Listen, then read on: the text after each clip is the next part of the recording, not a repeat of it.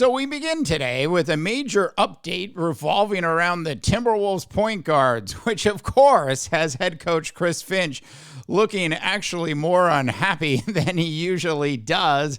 We're going to break down just how bad the point guard situation has become and actually talk about some potential solutions to solve that problem. I've got all of that and a whole lot more coming up on today's Timberwolves Digest. As always, North America, I'm Dave Dabbah, and I bring you daily Minnesota Timberwolves news, trade reports, trade rumors, and of course, a little bit of commentary on the side. Now, I think we can all agree that at this point, something needs to be done with our Timberwolves point guard situation. As always on the Timberwolves Digest, I like to start every show off by asking you a question. Today's question is, if you could trade for any point guard in the NBA, who do you actually trade for? I want to know what your thoughts and opinions are. Go ahead and drop those in when you have a chance. Also, super quick, new to the channel, definitely go ahead and subscribe. And if you like this video, then, well, like this video. Now we're going to dive into what has Chris Finch just so mad at this point. And it's pretty safe to say that one of the things that has Chris Finch so mad is the following. That's right. Old man Mike Conley is acting and looking like an old man on the basketball court at this point. Look, I absolutely love what Mike Conley has done for the Timberwolves, but I think it's safe to say that he skied all the way down the backside of Career Mountain and is having a cup of hot chocolate now, as opposed to actually having the ability to still play real serious minutes in the NBA. Now, I should say, maybe I got that serious minutes part wrong. He has been playing serious minutes. It's just that he hasn't been performing at all. He scored a whopping 0 points in last night's loss at home to the Phoenix Suns. Clearly, something needs to be done at this point. So you might be saying to yourself, well, why is Chris Finch and the Timberwolves coaching staff not playing Rob Dillingham more at this point? And I think the answer to that question is simply they have no faith.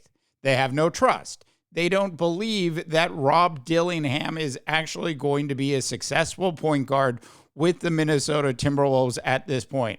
And in fact, they're not even showcasing him in any way which would actually be part of, if you will, a potential trade that most likely would involve a Rob Dillingham.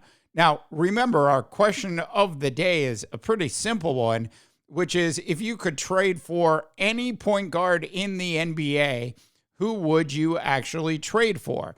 Now, of course, in order to trade for any point guard in the NBA, you're going to have to give up something. And in this particular case, we're either having to give up Julius Randle or we're having to give up Naz Reid.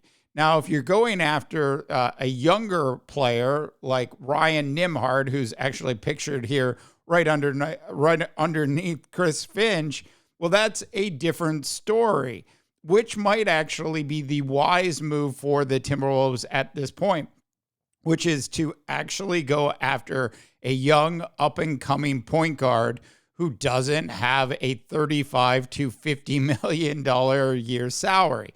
That way, you can actually keep the entire team intact while just giving up some other pieces to actually make that happen.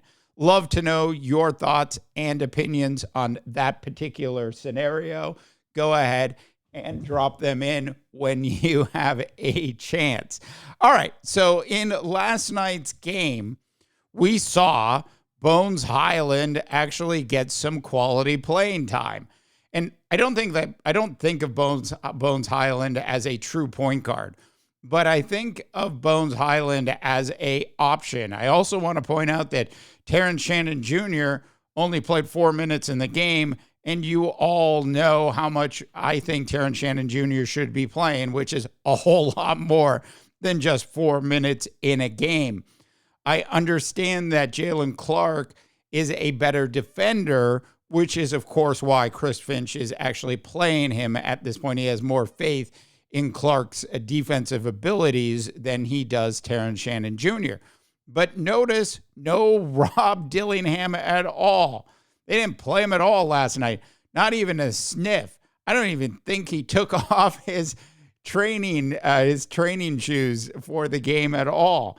Look, at the end of the day, watching Bones Hyland play last night and put up some big numbers is fantastic. It's just that Bones is not a true point guard. I certainly would love to see Bones get some more minutes because he's a change of pace guy like a Terrence Shannon Jr. And if you're not going to play TJ, then play Bones because he can, if you will, change the pace of a game at the drop of a dime. Now, taking a look back at Mike Conley here. Now, I understand why the Timberwolves went ahead and agreed to pay Mike Conley a significant amount of money to remain with the team for one more year. I totally get it. Mike Conley is a bit of a player coach at this point, and certainly has the ears and eyes of all of the younger players on the Timberwolves team, including Anthony Edwards, who once again scored over 40 points last night in the Timberwolves losing effort. Look, at the end of the day, when we actually take a hard look at this Timberwolves roster, it really becomes pretty clear what needs to happen.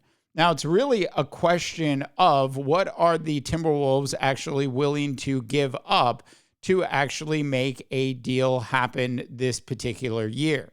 And I think once they actually finally come to a conclusion and figure that part out, we will know exactly where the Timberwolves are going to head.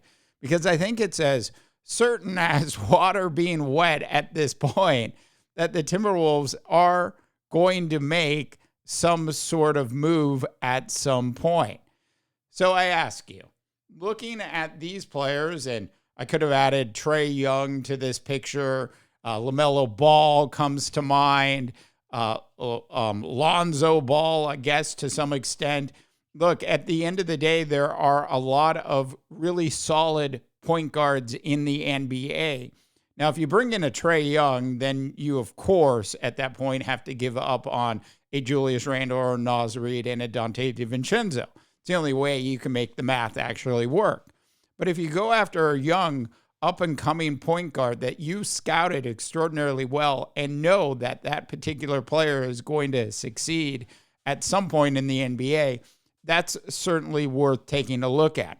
But you all have to remember that Chris Finch does not like playing young players. All right, go ahead and drop your comments in. Hey, seriously, I want to thank everybody out there for all of your support. You've been dropping in a ton of comments. Certainly appreciate it. I read every single one of them, comment when I can. Thanks so much for tuning into the Timberwolves Digest.